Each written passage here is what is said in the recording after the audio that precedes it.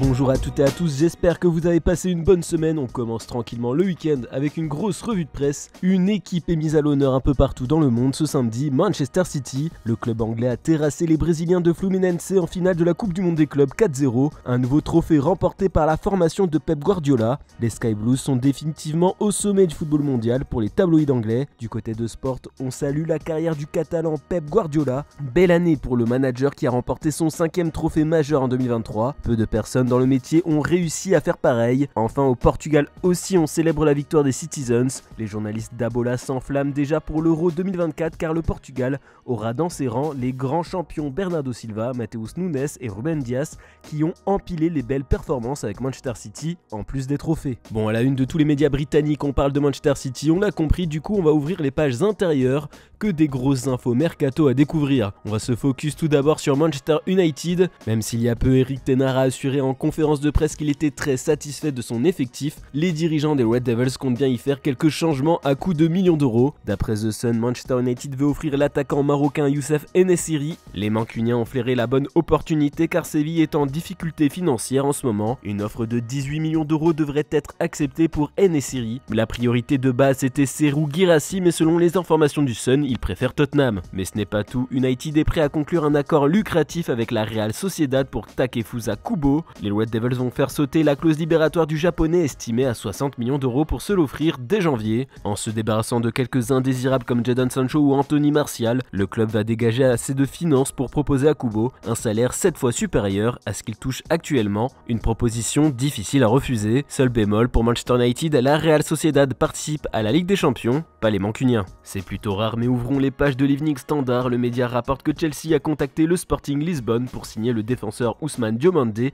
et l'attaquant Victor Gyökeres. Habitué aux grosses dépenses, Chelsea va devoir passer à la caisse. Le Sporting a fixé son prix. Cette double transaction coûterait 180 millions d'euros. Le Sporting aurait déjà rejeté une première offre des Blues pour Diomandé, insistant sur le fait qu'ils ne le vendront que si sa clause libératoire totale de 80 millions d'euros est levée. Pour Gyökeres aussi, le Sporting est réticent à vendre sa star. C'est le joueur le plus performant depuis le début de saison. Il monte en puissance, sa clause libératoire est fixée à 100 millions d'euros. En Italie, la Gazzetta dello Sport ouvre son édition du jour avec le nul entre Milan et la Salernitana. Les rossoneri étaient des petits diables devant le grand Ibrahimovic. Il fallait même attendre la fin de la rencontre pour voir Luka Jovic sauver les Milanais. Le joueur a trouvé le chemin défilé à la 90e minute pour égaliser. Score final de partout. Avec ce nul, l'AC Milan reste 3e mais laisse une chance à l'Inter et la Juventus de creuser l'écart au classement, tandis que la Salernitana reste bonne dernière. Un petit passage mercato d'après Sky Sport Italia, les Milanais sont très intéressés par Nordi Mukiele en plus de Clément Langlais. Si le PSG le propose en prêt, Mukiele pourrait devenir une priorité pour le club italien. Pas sûr que les Parisiens le laissent partir alors qu'ils vont devoir pallier l'absence d'Achraf Hakimi qui compte bien faire une grande canne avec le Maroc. Et ce matin, les Madrilènes ont pu découvrir dans les kiosques un Brésilien.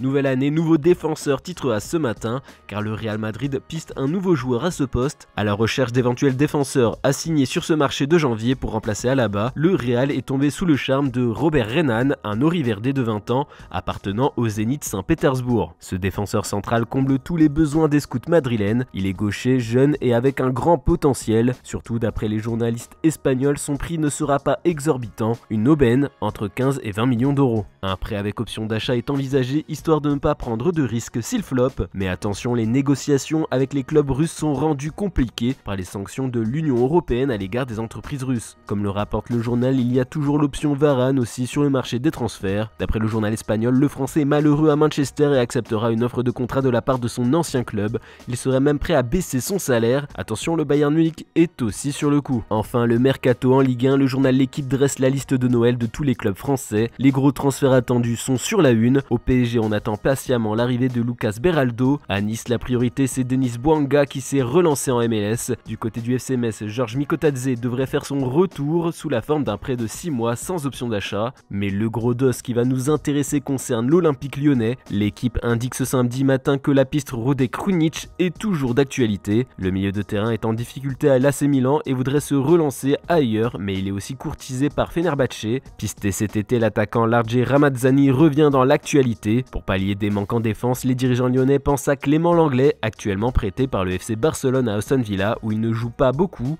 Unai Emery a d'ailleurs annoncé qu'il préférerait garder le français, mais un départ dans un club où il jouerait arrangerait l'international et le Barça, puisque cela pourrait faire grimper sa valeur. Voilà, c'est tout pour ce samedi, on se retrouve demain matin pour une nouvelle revue de presse. Bonne journée à toutes et à tous et bonne fête.